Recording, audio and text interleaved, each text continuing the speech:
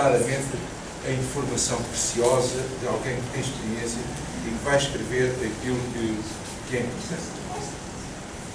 No fundo, estamos aqui, sim, de certo modo, a aprender, a olhar como nós somos. Somos assim, ok. Vamos aceitar-nos. Mas aceitar não é resignar. Estou assim agora. E não fica a lutar por aquilo, a ruminar.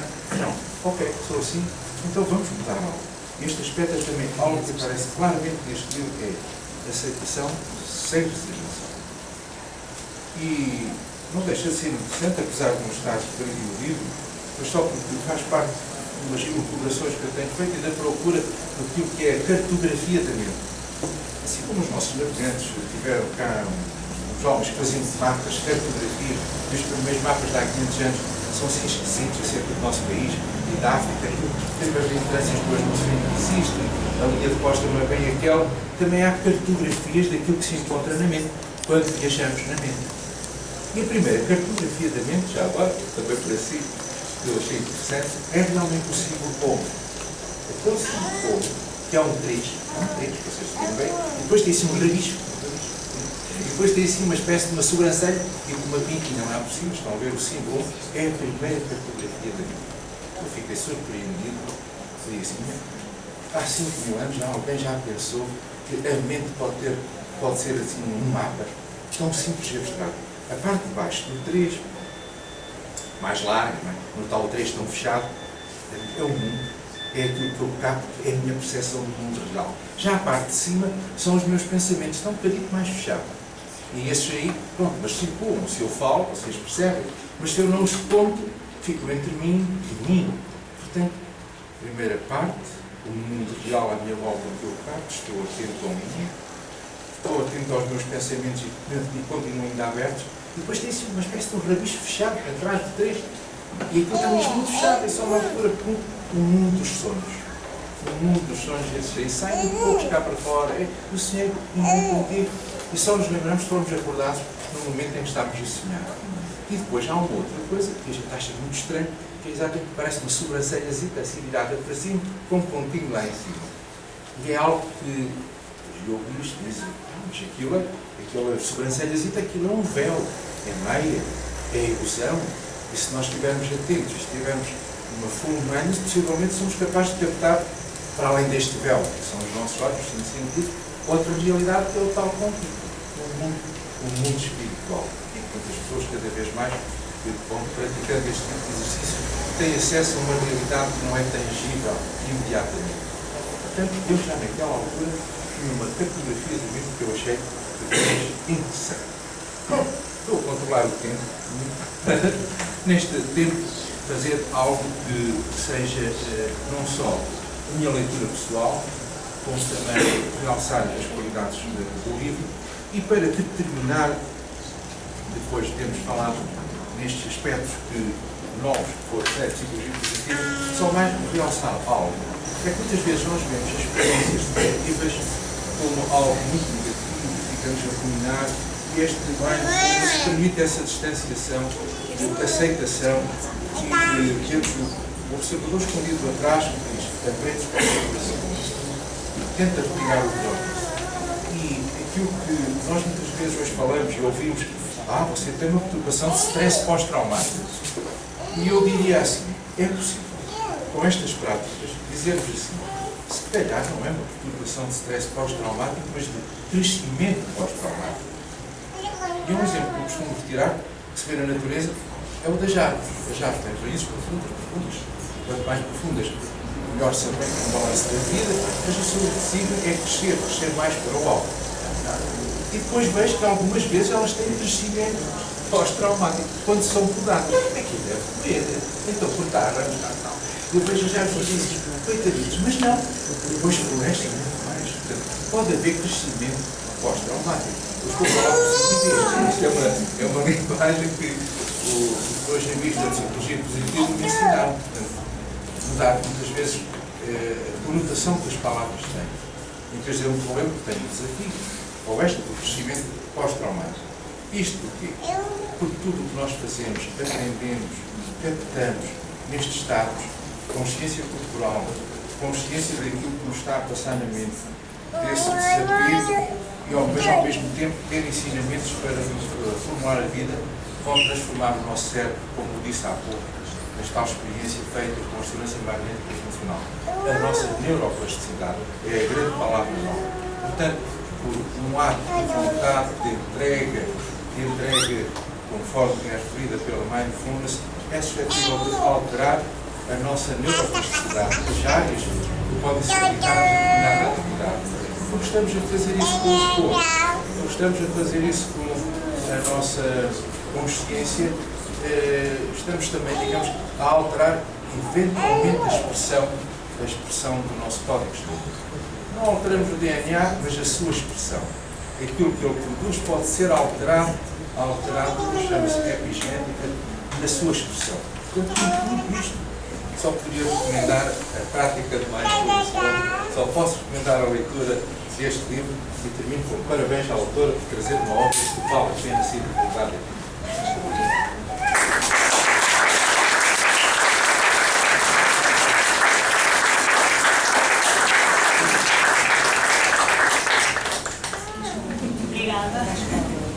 Obrigada a todos por terem vindo.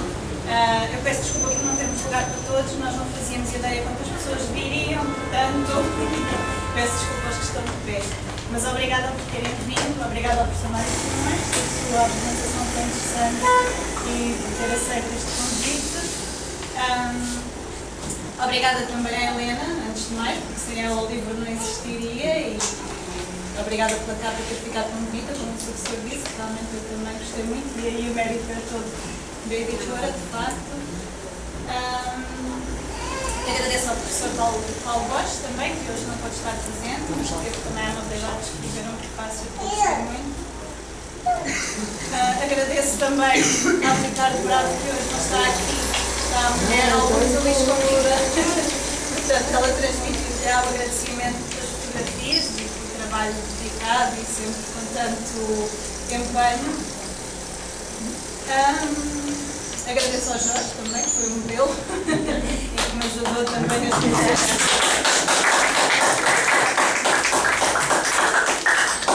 Neste processo todo de escrita e de revisão e de leitura, e que foi dando apoio e, enfim, as sugestões e tudo isso, que é um trabalho também muito importante e que fica nos bastidores, não é? Portanto, também tem que ser reconhecido, de facto.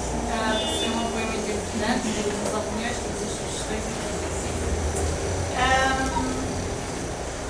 Eu estava a ouvir o professor Mário Simões e estava a pensar que, tal como ele, houve algumas semelhanças no meu percurso de chegar ao mindfulness, porque também fui experimentando várias coisas. Comecei por experimentar a meditação dentro do yoga. Eu digo yoga à portuguesa. Eu nunca estudei sânscrito e, portanto, a mim sou mais natural de fazer yoga. E, portanto, é assim que eu digo. E, de facto, eu fui experimentando também várias coisas. Experimentei a meditação no yoga em várias escolas de yoga diferentes. Fiz, inclusive, um curso de Raja Yoga, porque, de facto, de toda a prática de yoga, apesar de gostar de tudo o resto e, portanto, o asana também está presente no livro, mas a meditação sempre foi aquilo que eu achava que me podia dar mais qualquer coisa e que me podia trazer mais frutos, digamos assim. E fui sempre procurando e sentia sempre, não é bem isto, falta qualquer coisa, até que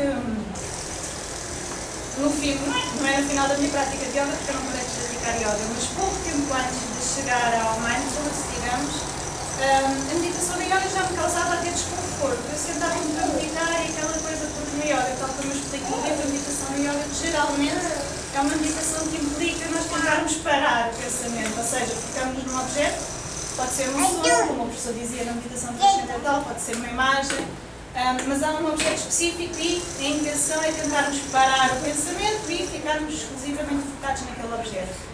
E isto a mim, a certa altura, causava-me tensão, de facto. Eu começava a meditar, sentava-me nos primeiros segundos, quase que sentia até uma dor física, de facto. Aquilo causava-me mais tensão do que bem-estar e forçava-me a estar ali, achava que tinha que estar, tinha que ser, porque era preciso, porque era assim. E essa tensão, esse mal-estar crescia. Cheguei a perguntar a alguns professores, olha, acontece-me isto assim, o que é que eu faço? Não se preocupe e tal, foque-se na respiração, que pode ser talvez o mais fácil para começar, mas continuava. E esta vez eu desisti, pensei, bom, isto não me está a fazer bem, não é? Se calhar, não sei, falta aqui qualquer coisa, não sei o quê, mas não vou continuar, não vale a pena, não vou forçar. Até que descobri o mindfulness e aí tudo me fez sentido.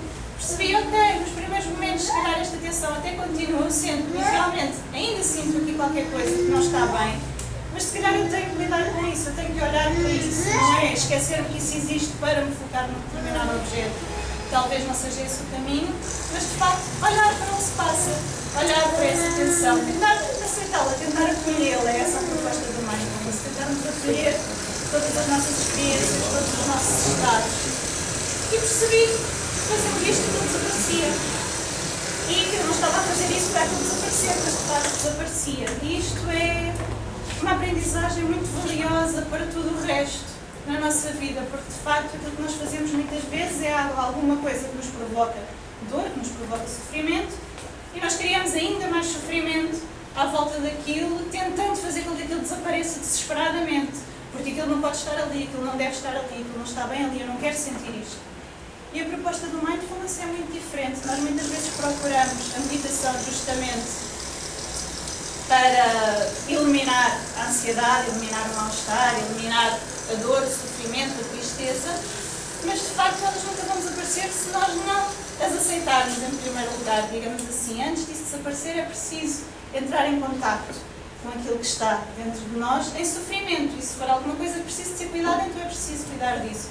Aquilo que eu vejo no meu trabalho clínico, de facto, é que as pessoas que estão em maior sofrimento, digamos assim, são as pessoas que de facto têm um grau de identificação maior com os seus pensamentos, ou seja, uma pessoa que está num estado de ansiedade, por exemplo, eu neste caso, há aquela ansiedadezinha de falar em público, certo?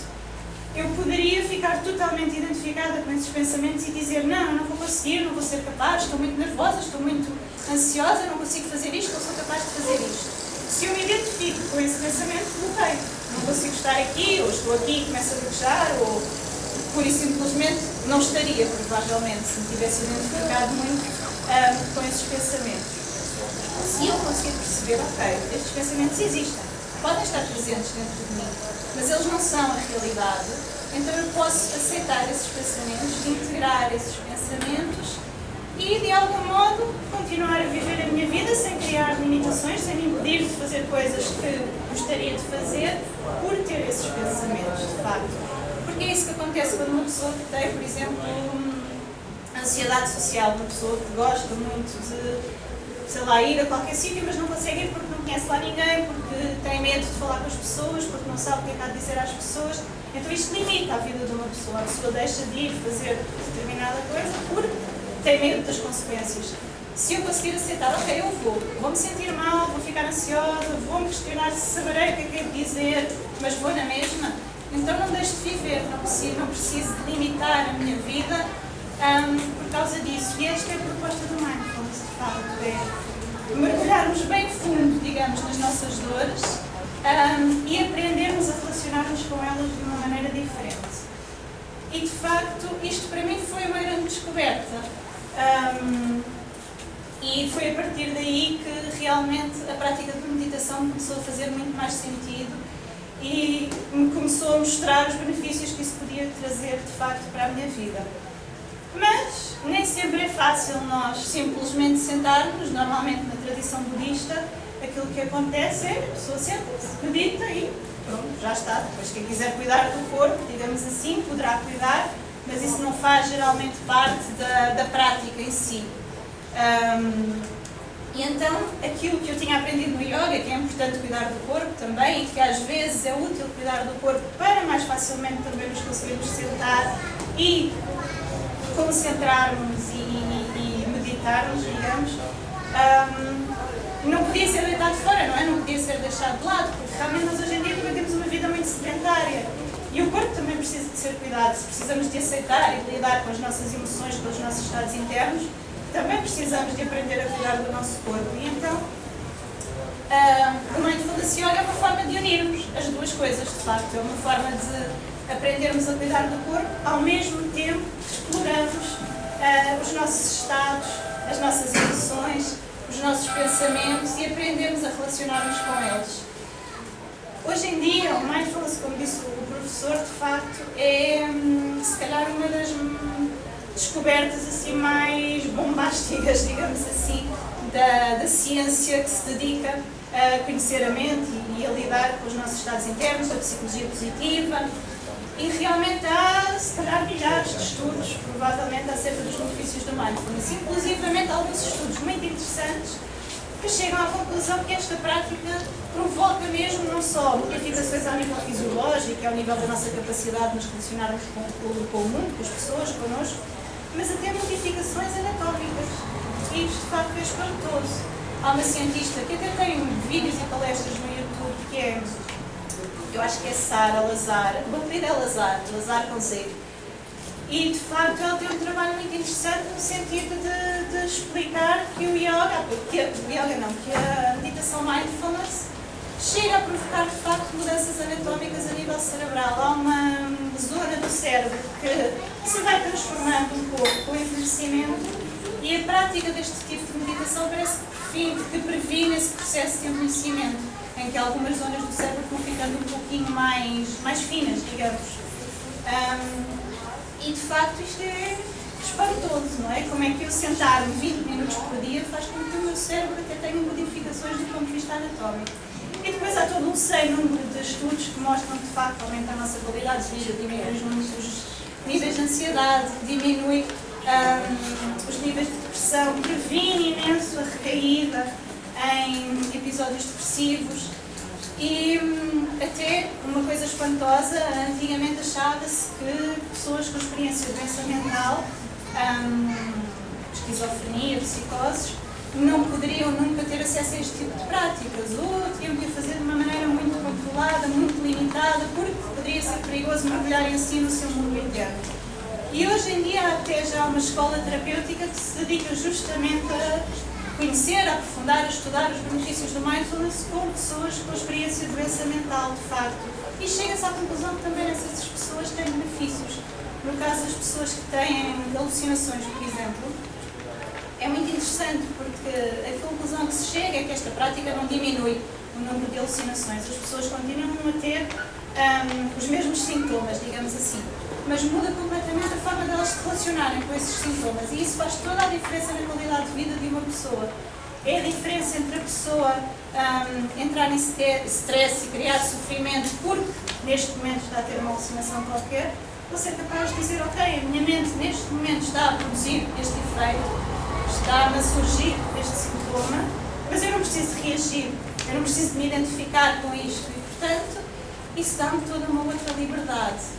Quando eu percebo que não sou obrigada a reagir automaticamente a tudo o que me acontece, isso dá-me uma liberdade muito grande de viver e de estar presente na vida e de poder fazê-lo de forma muito mais plena, porque aí eu não preciso de fugir das emoções, dos pensamentos, das situações, porque já sei que não sou escrava, digamos assim, deles. O que acontece normalmente no nosso dia-a-dia, nós estamos perante uma determinada situação, podemos imaginar que estamos no trânsito, por exemplo, e alguém faz uma manobra perigosa. Nós não respondemos, nós normalmente reagimos. Assim que alguém faz aquilo, saltamos a tampa, imediatamente temos uma reação qualquer, chamamos nomes, baixamos o vidro, dizemos umas boas à pessoa e continuamos o nosso caminho. E o Mindfulness dá-nos ali um espacinho de uns milésimos de segundo necessários para nós percebermos, ok, eu agora tive o impulso de fazer isto, mas eu não preciso de fazer isto. Se calhar eu não sou obrigada a fazer isto. Eu tenho alguma opção. Posso escolher borrifar-me para a pessoa, posso escolher chamar-lhe nomes na mesma, se achar que isso é indicado e é isso que me faz bem naquela altura. Posso escolher rir-me daquilo que aconteceu. Enfim, tenho um sem número de opções à minha escolha. Estes milésimos de segundo fazem toda a diferença. E, de facto, isto modifica muito a nossa forma de viver a vida e o Mindfulness permite-nos ir treinando essa capacidade. Então, o Mindfulness aprende-se melhor quando nós estamos sentados numa sala onde não se passa nada, não há ninguém à nossa volta, estamos de olhos fechados, concentrados num determinado objeto. Isto é uma prática de meditação formal. Mas o objetivo é que, de facto, nós sejamos capazes de transpor esse estado para a nossa vida, para o nosso dia-a-dia. Porque é aí que estão os verdadeiros desafios, não é? Há alguns desafios também a estar sentado, sozinho, connosco mesmos. mas os verdadeiros desafios estão na vida, no dia-a-dia. E, portanto, o objetivo é que nós sejamos capazes de transpor esse estado para a nossa vida. Por isso, no livro eu tenho uma parte teórica, onde explica todos estes conceitos, depois uma parte prática, e nessa parte prática, para além dos exercícios de prática formal, eu incluí alguns exercícios para nós usarmos no nosso dia-a-dia. Porque às vezes essa é a dificuldade. Eu já tive pessoas que me disseram: eu saio das aulas de yoga sentindo-me maravilhosa. Mas depois no dia seguinte vou para o meu trabalho, vou para a minha vida e volta tudo ao mesmo. Não sei para onde é que vai aquele bem-estar todo que eu tinha, não sou capaz de ir buscar. E então é útil às vezes incluirmos alguns exercícios no nosso dia-a-dia que nos façam perceber que podemos ir buscar aquele mesmo estado de espírito, digamos assim, que é tão fácil de adquirir numa aula de yoga, numa sala tranquila, onde está toda a gente a fazer o mesmo, onde, enfim, há um professor a guiar-nos, a dirigir-nos, onde tudo é pensado para esse efeito, sermos capazes de transpor esse estado de espírito para o nosso dia-a-dia. E há alguns exercícios que nos ajudam a treinar isso, digamos assim, a tornar isso um pouco mais automático. E procurei incluí-los na parte prática do livro. De facto, hoje em dia, como eu estava a dizer há pouco, esta é uma prática que tem vindo a ser descoberta. Esta é uma prática que não foi inventada agora, não começou a existir agora. Isto vem da tradição budista e um dos primeiros responsáveis por trazer esta prática para o Ocidente foi um monge budista que tem o nome de Thich Nhat Hanh. E, de facto, ele era um monge budista, vietnamita, trouxe esta técnica para o Ocidente e o Kabat-Zinn, tal médico que o professor falava, foi um dos primeiros responsáveis, foi aluno dele, aliás, e foi uma das primeiras pessoas a perceber que isto tinha um grande potencial terapêutico. E então ele começou, inclusivamente, a fazer cursos de meditação no hospital onde trabalhava, isto já há cerca de 30 anos atrás nos Estados Unidos, e a partir do trabalho dele houve um boom enorme de estudos, de investigações, enfim, de aplicações imensas desta área, inclusive livros escritos sobre a aplicação de mindfulness a perturbações específicas.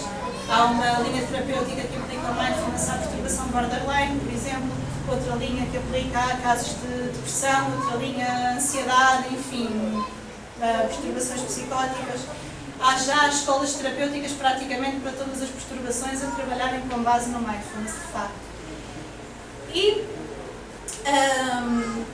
começa-se a descobrir também que o mindfulness pode ser aplicado nas empresas. Eu há tempos li um artigo justamente deste monge vietnamita do Thich Nhat Hanh, em que se questionava, o jornalista que o entrevistava questionava se não estaria a haver uma certa desvirtuação do mindfulness. Porquê? Porque isto às vezes é vendido um bocadinho como uma pílula dourada que serve para resolver tudo, não é? É maravilhoso, então, até serve para curar psicoses, quase.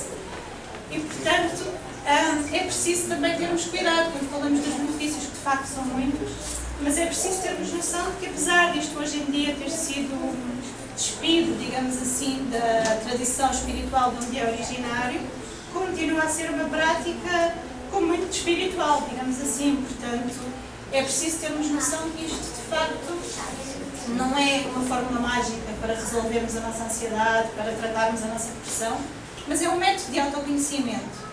E é um método de autoconhecimento que nos pode levar bem fundo dentro de nós, de facto. É preciso termos noção disso. Eu há tempos li, por exemplo, até o exército americano já faz cursos de mindfulness para os soldados. E eu aí questionei-me se isso não será levar as coisas um pouco longe demais, porque de facto isto vem de uma tradição com raízes de não violência, de trazer isto para o exército poderá ter benefícios se fizer com que aquelas pessoas compreendam que se calhar a violência não é o caminho para resolver nada. Agora, não para as tornar melhores soldados e para fazer com que matem melhor, não é? E a desvirtuar completamente toda a prática e toda a tradição, e seria até, se calhar, talvez, uma certa quase desrespeitoso para com a tradição de onde ela vem. Agora, quando falamos de aplicar o mindfulness nas empresas, por exemplo, e era disto que falava o Thich Nhat Hanh, de cursos de mindfulness para empresários de topo, por exemplo, para terem um melhor rendimento. Ele dizia, tudo bem se as pessoas usarem esses cursos para se conectarem com elas mesmas e para perceberem como é o dinheiro que lhes vai trazer felicidade, ótimo.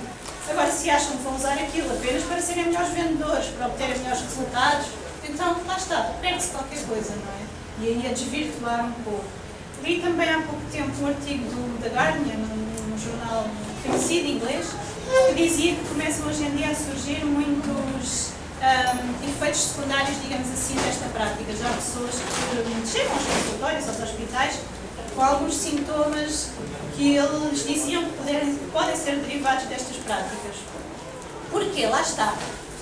Porque continua a ser uma prática espiritual, não é algo que nos faz mergulhar dentro de nós e, portanto, se nós temos alguma perturbação e se alguma coisa não está bem, isto pode descolotar ainda mais isso, não é? Se nós nos mantínhamos ali num limbo, digamos assim, alguma coisa não está bem, mas íamos funcionando e de repente mergulhamos de uma forma intensiva neste tipo de prática, podemos ficar um pouco mais desequilibrados, de facto. E isso começa a surgir, principalmente, eu acho, com pessoas, por exemplo, que têm, de facto, estados muito frágeis do ponto de vista psicológico e, às vezes, eu já trabalhei com pessoas que tinham uma grande instabilidade psicológica, digamos assim, e ouviam dizer que a meditação era muito boa e então o que é que faziam? Iam logo para um retiro de 2, 3, 4 dias, às vezes mais até, normalmente este tipo de retiros são feitos em silêncio.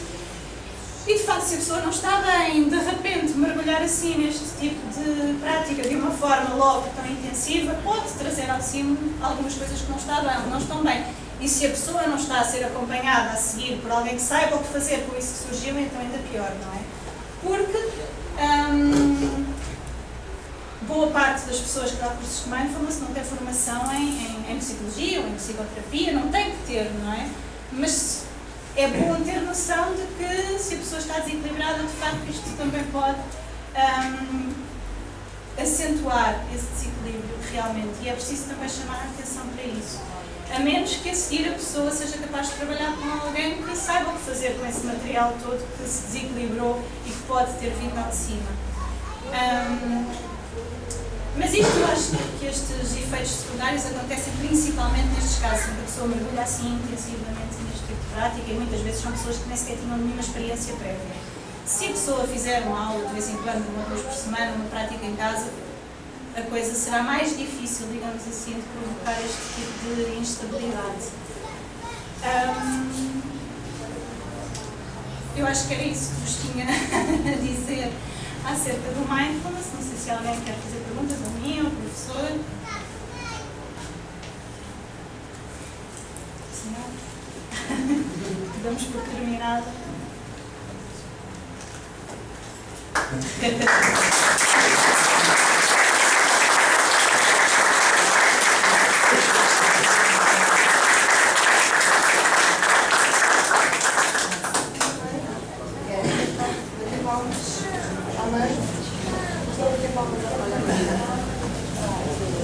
Nós podemos dizer.